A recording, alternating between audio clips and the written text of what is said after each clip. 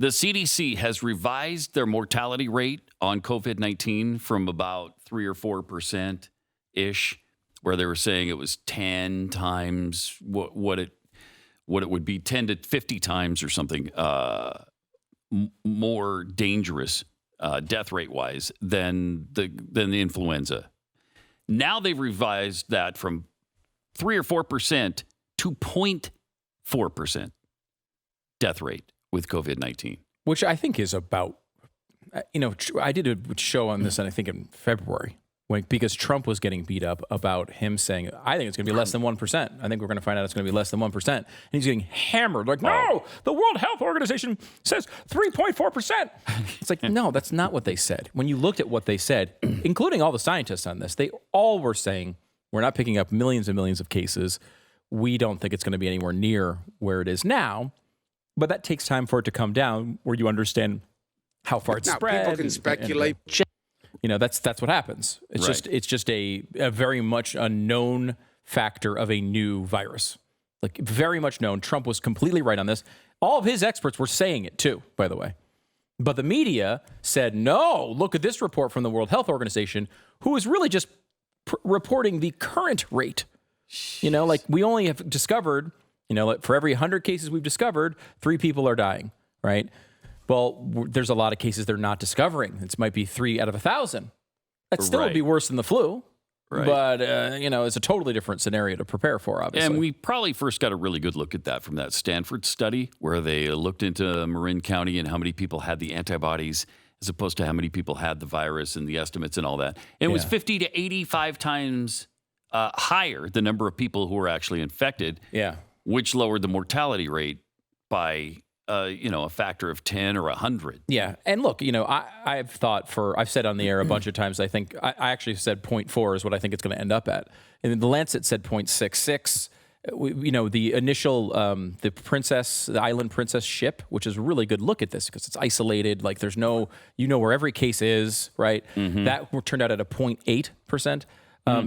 Mortality rate. However, because it's a cruise, more older people, there was reasons why it was a little higher, but it was a good sense to make sure that it was going to be a good sense that it was going to wind up being less than 1%. The other part of this, though, is when you talk about that study, which does show that the fatality rate is going to be less, this idea that we're somewhat close to herd immunity it does not seem to be being proved out at all. Even the study you're talking about, which did say, it was 50 times as many people had it than they had tests for, also said the high number of people in the county was 5.6%. It was like 2.8 to 5.6% was their range of people who had it already. So the highest number anywhere in the country was New York City, which was 19.9%. So we're nowhere near. They think it's like 4% of the country has had this so far, something like that, which is still a huge number and does lower the mortality rate considerably. But it is not something where we are like, 80% of people have had it, so we're going to be fine. No one else. Which you kind of wish it were that way. That's what you want. It's one of those things where I wish I had that disease. It's a weird thing to say. Yeah. But I know we've had people here who've done the antibody tests, which are now much more widely available than they were previously. And you go in there rooting for the idea that you actually had COVID-19. Because now you've survived it.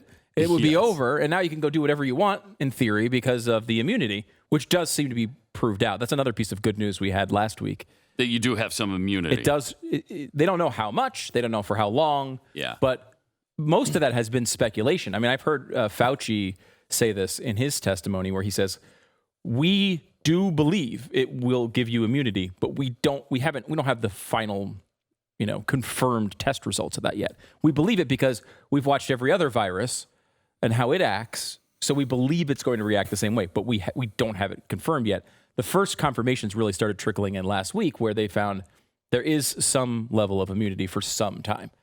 It just depends on how long that is and what does that mean? Like, immunity doesn't always mean you don't get it.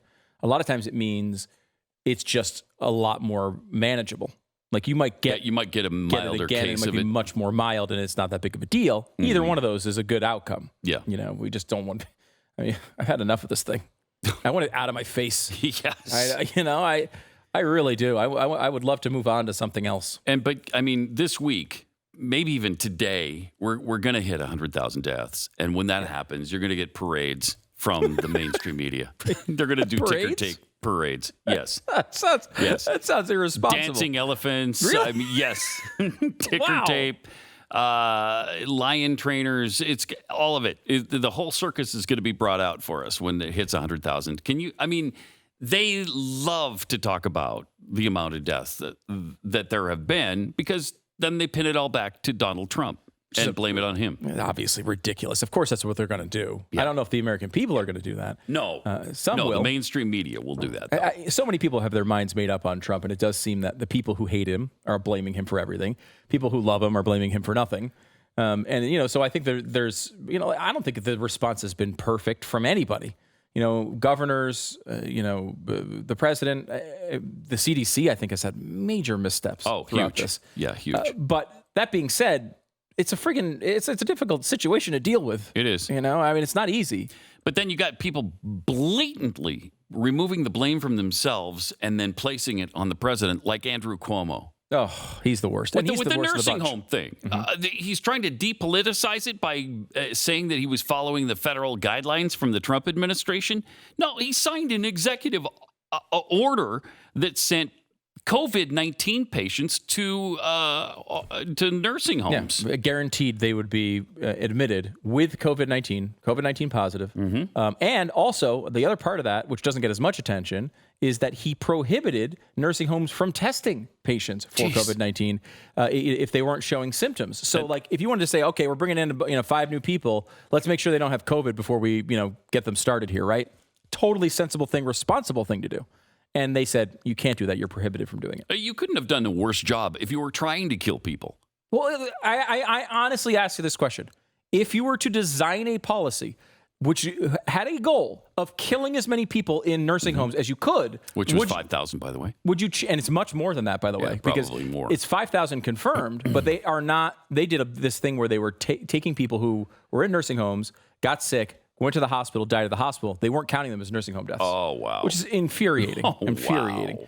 I mean, so it's probably at least another 5,000 because they're probably around like everywhere else is. It's about between 40 and 60% of deaths throughout states are from nursing homes. It's a big part of this, the biggest part of this. Yeah. And, if you were to design a policy where you're like, you know what, these old people are a real problem. They're draining our resources. They've already done that whole, Soylent Green thing, so we can't really go down that road. What should we do?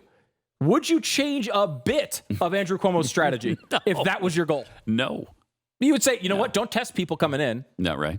And if they have it, make them go back inside the nursing home. That should kill all the old people. Absolutely bizarre. It seems as if it was designed for the purpose. That's how bad of a policy it is.